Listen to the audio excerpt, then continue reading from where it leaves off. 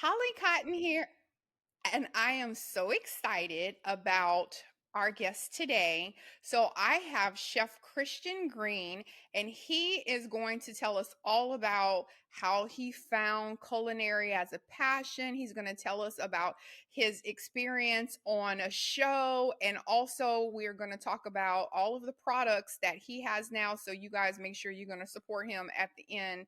So, welcome, Chef Christian. Nice to meet you. Nice to meet you. Thank you for having me this evening. Yes, of course. Okay, so first of all, I'm from Louisiana, so I always have to represent. I got to put everybody in Louisiana on the map. Like that's just my philosophy in There you life. go. Whole team winning. so so There you before we get go. into Hold some hospitality. yeah, we just got to support each other. We got to support each other. So before we get into all of the stuff that Chef Christian does, tell us about Christian Green and how he found culinary as his passion. As you guys know, I'm Chef Christian. I started cooking at a young age. I started cooking when I was in ninth grade. The passion and the love came from my late grandmother. She was a cafeteria lady. She was one of the lead cooks in Manning, Louisiana, and also just being up north, growing up in Boston, Massachusetts, having an opportunity to go to a technical vocational high school, and I just fell in love with it. I enjoy doing what I do, and had an opportunity to go on season 5, season 12 of Masterchef, where I was on the show season 5. I was a finalist on the show. Then I had an opportunity to go back on the show All Stars and be a finalist. I went all the way down to I came in second place actually on the show. So I've been cooking for over about 20 years, and yeah, I love what I do. I have an amazing son. He just turned 15 years old, and yeah, I have my own brand. I can keep going on and on and on. So I love that you talked about grandparents and that your grandmother was a huge influence in sort of finding this passion. I actually just had a conversation with someone the other day and they were talking about how this new generation of grandmas don't do that kind of stuff anymore and they aren't cooking and showing kids how to do stuff and nurturing and things like that. And I'll be honest, I'm a grandmother and I don't have a garden. So I'm trying to be the hot grandma. I'm an auntie, not a grandma. So So, so in all actuality, you're a G mom. anyway, let's just sweep that to the side. We don't even need to talk about that, Christian. So, so go back in time for me and explain to me because I know that like my dad and my grandparents taught me how my grandfather taught me how to shoot but I never decided I wanted to be a FBI agent. So when did it hit you that you really knew how to cook and that this could be something that you could do as a career? I'm gonna be honest with you.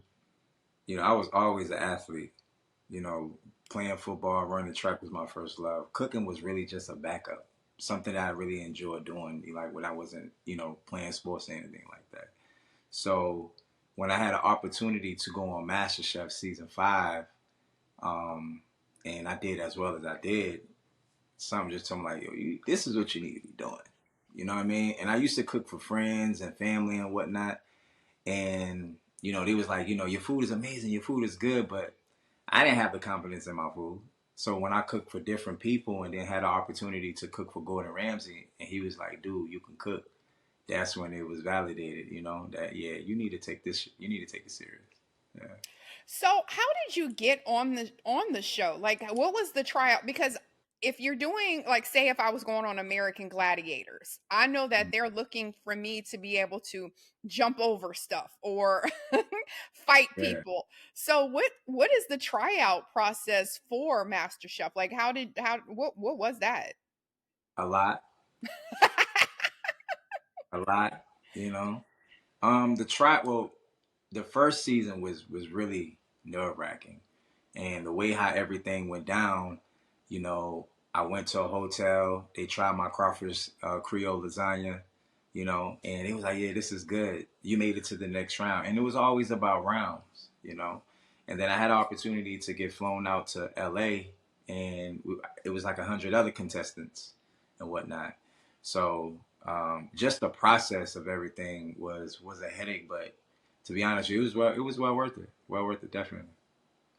Well, it's almost like one of those things in life, I think, where you have to weed out the people who really want it. And so they make it so challenging because if you really want it, you're going to do all those tests. You're going to do Yeah, everything.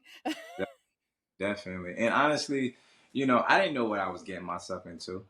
I didn't know what I was getting myself into.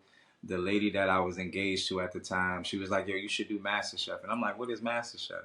So when we Googled MasterChef, I was like, "Oh, okay," but I was like, "These people went to culinary school. I ain't never been in no culinary school. I'm self-taught." So she was like, "You should do it." So one day she came home with the application, and she was like, "Here you go. You need to fill this out." So I filled it out and went down to the audition, and the rest is history. I love that. I love that. Okay, and this is my last question about MasterChef. But it's such a There you go. major part of, like you said, the defining moments of who Chef Christian is today. So, wh- go back in time for us with that as well. Sort of rewind and tell us, because I did Google some of the episodes so I could kind of see you in on action mode and stuff like that. So give us a little bit of like some of the episodes, some of the funny things that maybe happened during the episodes. Give us some of your greatest moments when you were on MasterChef. Give us the background, because we see what it looks like now that it's all squeaky and Which edited. season? Which season are you speaking of? I want the first season where you were a virgin, you ain't know nothing, you was going into it raw. Yeah. No. Honestly, the first season was I didn't know what I was getting myself into. All I knew was, okay, Christian, you just gotta cook, and they gotta like it. Regardless of how it come out, they just gotta like it, and it has to taste good. And whenever the judges would ask me anything, I'll tell them, as long as it tastes good, we good. You know, and having the background working in the restaurant industry a little bit, but just being on TV and being in front of those type of chefs, it was just a whole nother level. But I did it. I did it to the point where they wanted me to come back and do another additional season. So whenever you went to season 2, how did that happen? How did they bring you back? How did that pan out? Well, after the pandemic, of course, during the pandemic, a lot of stuff was shut down. So when all the shows was coming back, they got in contact with a lot of the contestants, and they had my old contact information. And one of the contact information that I had was one of my emails that I never use anymore. So one of the producers reached out to me on social media on Instagram, and it was like, I'm Blase Cetera Boom. I'm doing cast for MasterChef All Stars. We would love. Are you interested in ever coming back? So, at that time, I was like, why not? I told myself, if I ever have an opportunity to go back on the show, I'm gonna go back on the show because I came in fifth season 5, and then when they reached back out to me, I was like, yes, definitely. So, got back on the show and did my thing. I was the most consistent cook. 2 covenant pins. I was captain twice, won both battles. Um, it was just a great experience. I mean, I really did my thing. Never was at the bottom for any of my dishes. When people see me and they recognize me, they tell me all the time, like, yo, you should have won. It was your season to win. You know what I mean? But not to take away from the winner, with the experience that I've gained from the show and the experience that I've gained with my alone time being in the kitchen. Sometimes not always about the win. You know what I mean? It's about just getting out there, showing what you can do, and just the opportunity. And that's basically what it was. I have a son, and I always used to tell my son, and still tell him to this day, regardless of whatever you go through in life, you can overcome anything. And having an opportunity to go back to the show and to go all the way to the finale, to have my family in the stands, have my son in the stands, and Gordon Ramsay come up to me and was like, "Yo, bro, you did your thing, man. You shouldn't even be disappointed in the outcome or whatever it may be." And the young lady that won, her name was Dara and she was 21. So young chef coming up. So on the level of business, I understand. Like even though I didn't get it, I mean, she's young. It's what looks good for the brand. Not to say that MasterChef, they didn't want me to win, but I feel like she's 21. She was on MasterChef Junior, and she was a great cook too. Right, right, right. Yeah. I think it's kind of like that also, like, so first, I think that's similar to how they always say get in the room. Like whenever you're networking, they're like get in the room. You never know who you're going to meet. So I think that's like the experience of Master Chef as well, because you got in the room, you got the exposure. Definitely had the opportunity to get in the room, cook for Gordon Ramsay, be in front of Wolfgang Puck, Joe Bastianich, and just to do as well as I did. I would have never ever thought, like, people be walking up, yo, you can cook. We know you can throw down. So I mean, it's dope. And then after the show, for me to have an opportunity to produce my first cookbook, of my background, of where I grew up in the South, and a memory from my grandmother and whatnot. But yeah, it was a great opportunity on the show, and I did my thing. And the crazy thing is, when I was walking out for them to say who was going to be the winner, I say this to everybody. My grandmother whispered in my ear, and she was like, "You job well done." Job well done. And I knew before they called the winner, I knew it wasn't gonna be me. So it didn't bother me as much. But at the end of the day, for me to go in there and do as well as I did, and to be one of the top chefs and be recognized in MasterChef alone was dope. Yeah. So I'm just waiting on my serving of crawfish lasagna. Isn't that what you said you made for the audition? Yeah, crawfish Creole lasagna is what I did for the audition. Yes. I'll be waiting on Hmm. my serving so I could give you my expert It was a opinion hit too. about that. It was a hit. I love it. I love it. So, cooking has always been a female dominated field, right? When you think of great cooks, you always think of Paula Dean or, whoever, Ain't Your Mama. I don't know, whatever. It was always a female dominated field. So I love that there is this transition of more male chefs and also great male chefs at that, not just in there cooking up some waffles. Like you guys are actually in there being real chefs. So, do you ever deal with anything negative about you being a male chef? Do your friends say something, or does anyone ever make you feel like they're questioning your manhood by being a Never, chef? never. I don't think you can question my manhood in regards to being a chef. To be honest with you, I really believe it's brownie points for women. They women love chefs. From what I was told, they say chefs are the biggest guarding tool. That's what they say. That's what they say. But I totally disagree. But I don't think that being a chef make me look any different from any occupation out there. I love what I do. Don't get me wrong. Like I said before, I played sports, ran track, played football. This was just something that I enjoy doing. It was really more of a therapy that really turned into a lifestyle, that really turned into a career. So I won't say that it's an issue or they won't need.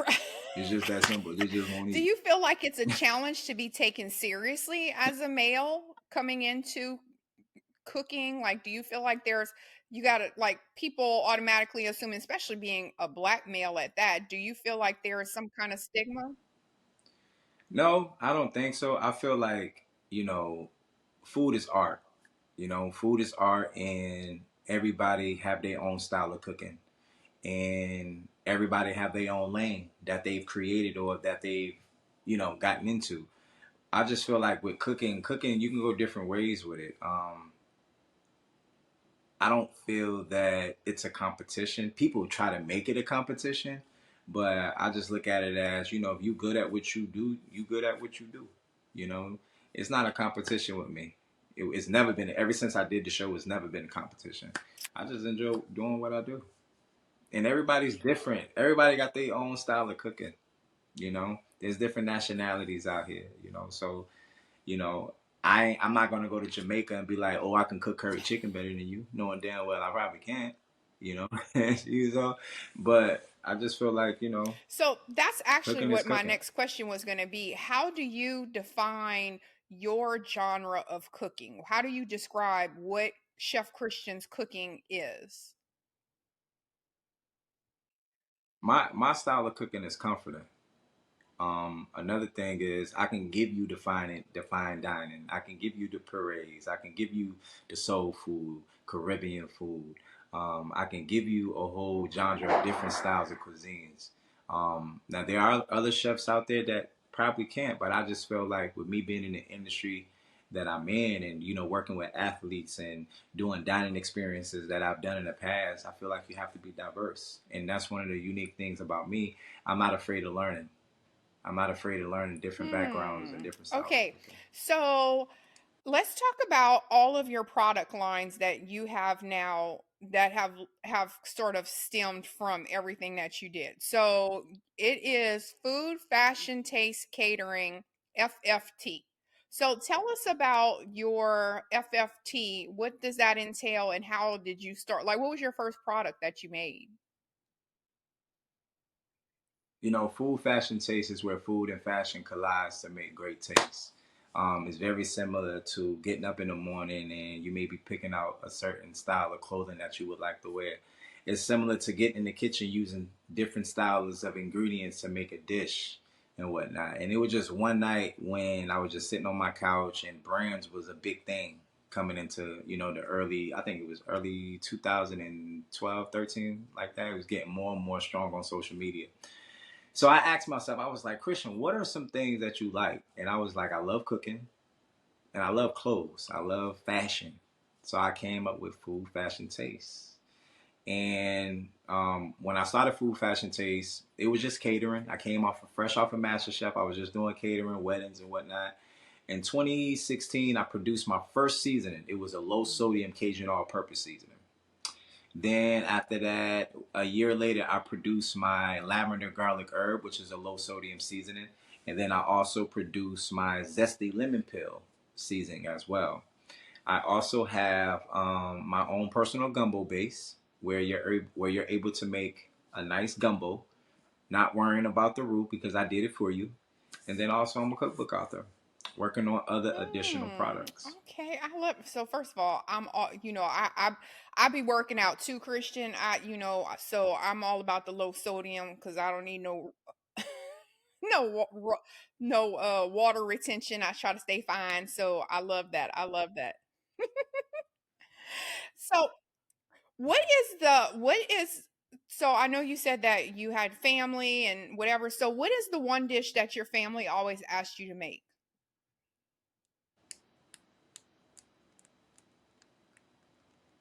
Damn, there's a lot of them. Gumbo for sure. Mom always asking for gumbo, even though I have my own personal base gumbo. Um, Red velvet cake is tatted on my arm, as you can see. Yeah. That's my favorite dessert, Christian. Um, oh, my white chocolate strawberry bread pudding. Yeah, true. Um, red beans, collard greens. My beef short rib topped with a chimichurri. Um, my crab cakes. Um, my garlic cream chicken. I can go on and on. I was about to I say, can go on okay, and on. okay. There's a few dishes. If I want to We go don't need Caribbean, jerk chicken is really good. Curry chicken is really good. Yeah. Yeah, I was gonna say we don't need you to rub it in our face. Okay, I was asking for like two things. I didn't know you was gonna go down the whole I cookbook. be I be in here experiencing, just cooking, cooking. I just need to know where Thanksgiving is so I can come get me my slice of red velvet cake. We gonna To have be to. honest, with you, I'm still trying to figure out Thanksgiving. I'm figuring that out right now. I don't think I'll be with family this year. I may cook, or I may go over a friend's house. I don't know yet. He told me I can come by, but I may have to bring a sweet potato pie or two. Last night I made sweet potato pie, and it came out on point. Yeah. I'm getting hungry. I'm getting hungry. But hey, I know you be cooking. I know you cook. Come on, you from home. And I meal prep. Don't put my business out there. Don't be putting my business out there, okay? Y'all be eating. Listen. I know this interview is about me, But I was at home one time, and I was going door to door selling cable, and there was a little kid out there, and he was skinning a raccoon. A raccoon, and I asked him, I said, "Hey, what you gonna do with that?" He said, "I'm taking out the glands so I can eat them." I said, "Wow, bro, this is what y'all do out here?" He said, "Yeah." I asked the mom. His mom said, "Yes, yes, sir. This is what we do out here." So I know y'all can throw down in Homer. I know that. Yes. Well, let me tell you something. When I go home to visit, my family always makes fun of me because they're like, Holly, you act like you didn't grow up like this. And I'm like, listen, don't be mad at me because I don't eat Nutri-Rat no more. Like, I'm not doing it. I'm sorry. Yeah. Call me bougie, call me bougetto. I don't care what you say, but I'm not eating that stuff. Nope, Uh, nope, no. I do meal prep. I like grilled chicken, asparagus, okay, brown rice. ain't nothing wrong with that. To be honest, I get tired of seeing all that stuff. Dealing with my athletes and stuff like that. But I work out I try to work out every day, but it's hard. All that healthy stuff. It's hard, but I do it. Well, listen, I'm trying to put you on right now. I'm trying to tell you, like, you know what? You got the low sodium stuff now. You start with something that tastes good for Yeah, meal prep and it because tastes really good. It really, really do. Especially my garlic lavender herb. Amazing. well, I need you to do my grilled chicken because I bet your grilled chicken doesn't taste anything like my grilled chicken. Hey, probably won't. Mine is all dry and I got to put barbecue sauce on it. Use that vegan butter. Base it in vegan butter. Base it in vegan butter. You want that a little more. You want to keep your chicken moist, so base it in vegan butter, fresh herbs, garlic. Bam, you'll thank me later. Let me take some notes on this here. Vegan butter, not that, not your grandmama mama butter. Vegan butter. Okay, Okay, I'm gonna go look for it at Whole Foods. there you go. Uh, okay, so back to you. I know that you said that you have a son and you're a family man. And so, do you have anything along this route, on this road, excuse me, it's from, like you said, being in a whole different field of work to now becoming Chef Christian? Do you have anything that you learned along the way that is advice that you wish you could give to younger Christian and that you could pass on to your son? Honestly, hands down, if there's anything that you want to do, and I tell my son this daily, you can do it. It doesn't matter how long does it take. It's all about time, and you can do it. If you put your mind to it, it can be done. But I also tell him that it's not going to happen overnight. I also tell entrepreneurs out there, up and coming entrepreneurs, you have to really put in the work. You really got to put in the work. Don't think that, you got one deal, you're going to get another deal tomorrow, or that one deal may turn into no more deals for the next couple months or so. And you got to keep your faith. You got to keep your faith. Faith is definitely important. When you're having those days where you're thinking that I ain't doing it right, or my business is not working out right. You just got to keep pushing. And that's one of the things that I did, within my business. I started my business in 2015, and I worked hard. Went through the pandemic. I try to break into, look into self reflection to see what I can do better. Everything is all about, change and error. And that was one of the things that, I had to do. So just know that, it's a great feel. It's a great life to be in. I enjoy, being a chef. I enjoy being an entrepreneur. But most important is you got to work hard. You really got to put in the work. I did a 40 city tour, went city to city doing dining experiences. And, there was days where I got up and I didn't want to go to the next city because I was tired, but I had a sacrifice. I sacrificed, missing, um, events for my son.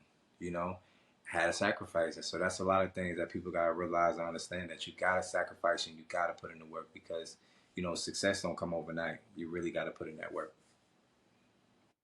That all great points, definitely great points. So let me ask you last question. How can people find your products? How can people find you? How can people support you? Drop all of that information. Yeah, definitely go to www.foodfashiontaste.com. You can purchase my product. You can purchase my gumbo, my seasoning, also my cookbook. You can definitely check me out on Instagram, Chef Christian underscore FFT. I'm also on Twitter, Chef Christian underscore FFT. And I'm working on my TikTok. I'm trying to get used to this whole TikTok thing. You know what I mean? My son is teaching me about the whole TikTok. So I'm trying to get this TikTok situation, you know, on point. But yeah, I don't have it. My TikTok is I think it's food fashion taste. No, it's Chef Christian. Yeah, yeah, we're gonna need you to work on TikTok Yeah, when you don't even know your TikTok I, handle. I don't even know the handle. Yeah. Mm, mm, mm.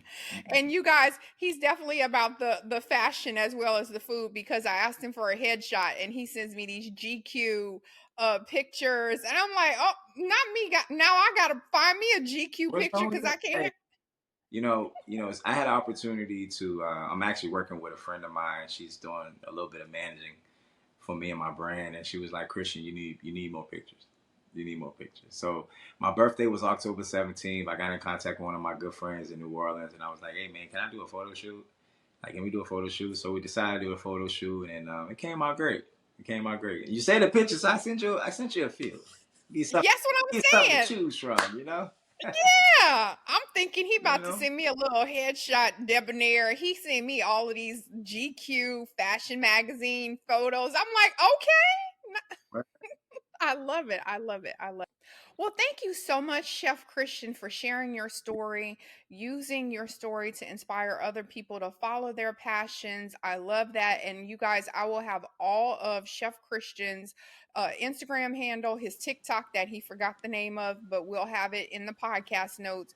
We'll have all of his website information and clickable links as well. So that is Chef Christian Green, you guys. Thank you. Thank you.